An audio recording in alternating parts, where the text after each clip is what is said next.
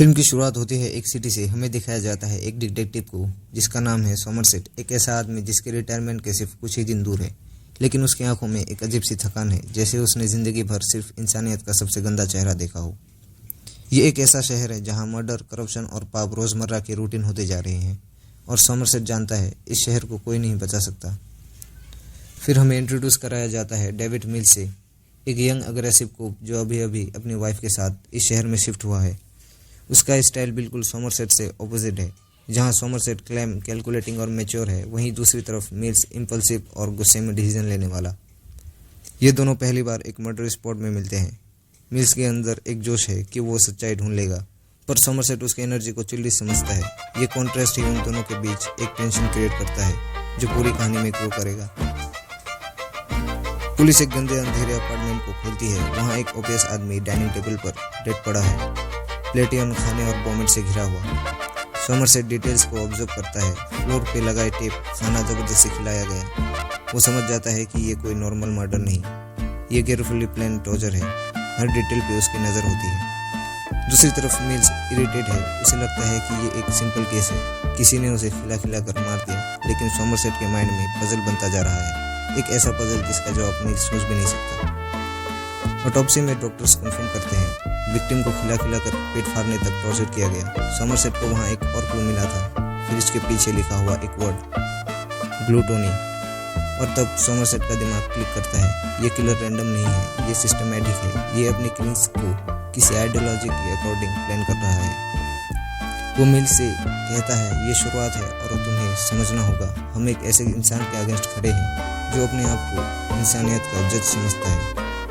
Police को एक और लाश मिलती है। एक रिच लॉयर अपने ही ऑफिस में डेड होता है। डोई ने उसे मजबूर किया था एक चॉइस लेने के लिए, या तो अपना एक पाउंड बॉडी का हिस्सा कट करो या मर जाओ। वो आदमी ग्रीड का शिकार बन जाता है। डोई ने इस आदमी को उसकी जिंदगी के सबसे बड़े पाप के सामने लाकर खड़ा कर दिया। सोमरसेट को समझ आ जाता है किलर हर एक मर्डर को एक डेडली सीन से कनेक्ट कर रहा है। लॉयर को पैसे और लालच की वजह से टारगेट किया गया। हर डिटेल केयरफुली प्लान्ड है। मिल्स को ये एक सीन जोक लगता है, लेकिन सोमरसेट के लिए ये पजल और गहरा होता जा रहा है। सोमरसेट अपने घर आता है। वो अपनी बुक्स के सेल्फ से अलग अलग रेफरेंस निकालता है, रिलीजन, फिलोसफी और 7 डेडली सिंस। उसके अंदर एक डर है कि ये केस मिल्स के समझ से बाहर है। एक थका हुआ आदमी जो रिटायरमेंट के सपने देख रहा था, अब जानता है कि उसके आखिरी दिन एक ऐसे केस में लगेंगे जो शायद उसकी ज़िंदगी हमेशा के लिए बदल दी। सोमरसेट रात के वक्त एक लाइब्रेरी में पहुंचता है। वहाँ वो पढ़ाई करता है रिलीजन और फिलोसफी के बारे में। सोमरसेट को समझ आता है कि किलर बस एक मर्डरर नहीं, एक प्रीचर है। वो अपने क्राइम से दुनिया को पनिश करना चाहता है। एक एग्जॉस्टेड को जो अपनी अक्ल और नॉलेज से एक साइकोपाथ का सामना कर रहा है। बस सवाल ये है कि क्या ये उस साइकोपाथ का सामना कर पाएंगे या नहीं, ये हमें आगे पता चलेगा। पुलिस एक हॉरिफाइंग अपार्टमेंट डिस्कवर करती है। रूम एकदम डार्क है। बेड पर एक आदमी जिंदा है, लेकिन एक स्केलेटन जैसा हो चुका है। उसे 1 साल तक टॉर्चर करके जिंदा रखा गया था। वॉल्स पे लिखा हुआ होता है स्लोथ। सीन की इंटेंसिटी इतनी ज़्यादा होती है कि एक कोप वहीं पे बेहोश हो जाता है। मिल्स को गुस्सा आता है। वो चिल्लाता है, ये मॉन्स्टर इंसान नहीं हो सकता। सोमरसेट शांत रहता है, लेकिन उसके अंदर भी डर बढ़ता जा रहा है, क्योंकि किलर की प्लानिंग अनइमेजिनेबल है। एक सॉफ्टर मोमेंट आता है जब मिल्स की वाइफ ट्रेसी सोमरसेट से कॉफ़ी पे मिलती है। वो एक क्विट सेट कन्वर्सेशन है। ट्रेसी एक अजीब सी लोनलीनेस महसूस करती है।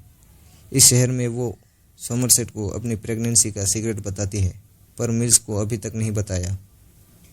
सोमरसेट उसे साइलेंटली सुनता है। एक इमोशनल बेट जो हमें दिखाती है कि केस के बीच भी इंसानियत के छोटे छोटे मोमेंट्स बचे हुए हैं। अब तक किलर के मर्डर न्यूज़ हेडलाइंस बन चुके हैं। मीडिया फ्रेंजी शुरू हो जाती है और पब्लिक पैनिक में है।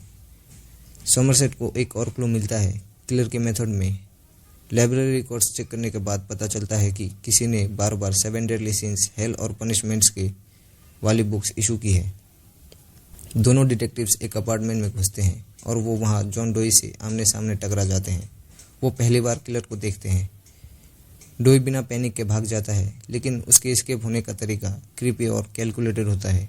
वो मिल्स को शूट करने की भी कोशिश करता है, पर बच जाता है। सोमरसेट चिल्लाता है, ये आदमी हमेशा एक स्टेप अहेड है। वो मोमेंट खुद ही प्रूफ बन जाता है कि किलर एक मास्टरमाइंड है। जब मिल्स उसका पीछा करता है तो डोई उसे डैमेज दे देता है। फिर डिटेक्टिव फाइनली डोई का अपार्टमेंट ढूंढ निकालती है। रूम एक साइकोलॉजिकल नाइटमेयर जैसा होता है। हज़ारों हैंडराइटेड नोटबुक्स, डिस्टर्बिंग ड्राइंग्स, हर वॉल पे पाप, पनिशमेंट्स और गॉड्स वर्क के ऑब्जेसिव नोट्स लिखे होते हैं। वहाँ कोई क्लियर एविडेंस नहीं मिलता, बस एक और हिंट कि ये आदमी अपना प्लान पूरा करने वाला है। सोमरसेट कहता है हम उसके खेल के मोहरे हैं और ये खेल जल्द ही ख़त्म होने वाला है। ट्रेसी, जो अब तक साइड में थी, एक इमोशनल ब्रेकडाउन में आती है। वो मिल से कहने की कोशिश करती है कि उसे ये शहर पसंद नहीं, ये जगह उसके लिए ठीक नहीं है, लेकिन मिल्स बिजी है, केस में घुस चुका है। नाइट क्लब के एक डार्क शेडी रूम में पुलिस एक आदमी को इंटेरोगेशन के लिए लाती है। उसका चेहरा पीला, आंखों में शॉक और बॉडी एकदम ट्रेवलिंग होती है। वो इतना घबराया हुआ होता है कि ठीक तरह से सांस भी नहीं ले पा रहा। पुलिस उसके पास बैठी है और वो बार बार चिल्लाता है। रूम के अंदर एटमॉस्फेयर एकदम हैवी है। डिटेक्टिव उस आदमी से पूछता है कि एग्जैक्टली क्या हुआ, और तब वो ट्रेवलिंग मैन अपना हॉरिफाइंग कन्फेशन देता है। वो बताता है कि जॉन डोई उसे एक प्रोस्टिट्यूशन हाउस में ले गया और उसने एक कस्टम मेड मॉन्स्टरस नाइफ को उस पर पहनाया। उसका डिज़ाइन एकदम टेरिफाइंग था, जैसे एक टॉर्चर डिवाइस। डोई ने उसके हेड पर गन रखा, ऑर्डर दिया कि उसे एक प्रोस्टिट्यूट के साथ फोर्सफुली यूज़ करो। सोमरसेट चुपचाप रहता है। उसकी आंखों में गुस्से के साथ एक हैवी सैडनेस होती है।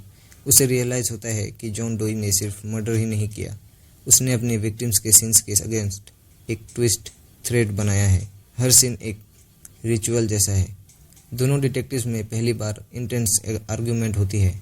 मिस का बिलीफ है कि किलर सिर्फ पागल है। सोमरसेट उसके जवाब में बोलता है, पागल? ये आदमी इतनी सोची समझी प्लानिंग कर रहा है कि तुम सोच भी नहीं सकते। ये हमसे ज़्यादा इंटेलिजेंट है। उनके आर्गूमेंट में एक और लेयर खुल के सामने आता है। एक यंग कोप जो केस को पैशन से देख रहा है और एक सेशन कोप जो सिस्टम से थक चुका है। अगले दिन एक और ब्रूटल मर्डर केस सोमरसेट और मिल्स के सामने खुलता है। पुलिस एक क्लास ए अपार्टमेंट के अंदर घुसती है।